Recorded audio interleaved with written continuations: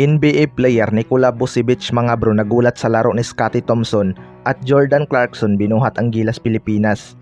Yan mga bro, pagkatapos mong ilike ang ating video, mag-subscribe na rin kung bago ka pa lang sa ating channel at i-click ang notification bell para lagi kang updated sa ating mga sports balita.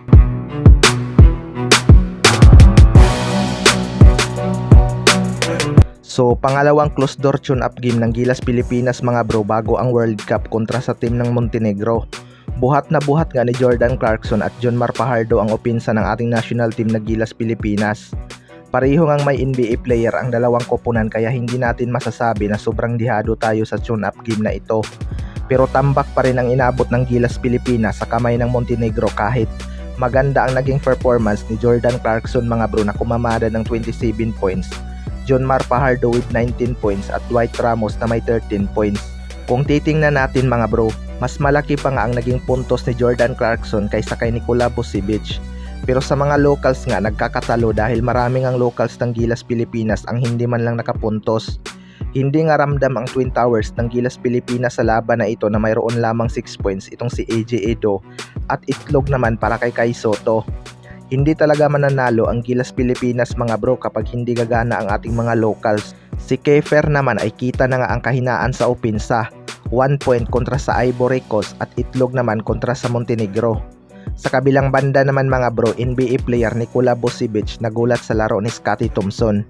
Isa nga sa mga consistent guard ng Gilas Pilipinas itong si Scottie Thompson mga bro. Nakapagtala nga ito ng 11 points kontra sa Ivory Coast at 8 points naman kontra sa Montenegro. Malaking bagay talaga itong si Scottie Thompson sa Gilas Pilipinas mga bro. Nagulat nga daw itong si Nikola Vucevic sa naging performance ni Scottie Thompson na perfect from the field at nagmintis lang sa free throw. Sinabi pa nito mga bro na good team daw ang Gilas Pilipinas na mayroong Jordan Clarkson. Well, para sa akin mga bro, expected na nga nagagawa ng magagandang numero itong si Scottie Thompson ngayong FIBA World Cup kahit galing ito sa isang hand injury at nalit sa practice. Maganda pa nga ang kanyang naging performance kaysa sa paborito ni Coach Chot Reyes na si Kiefer Rabina. Sa mga winger naman mayroon lamang kapwa tig 5 points sina Jimmy Malonzo at Renz Abando mga bro. Ito nga ang dalawang pinaka-athletic sa ating national team at dapat din gagawa ng kahit at least 10 points upang matulungan si Jordan Clarkson sa opinsa. Kaso maganda talaga ang naging preparasyon ng Montenegro kaysa sa ating national team na bara-bara lang din ang sistema.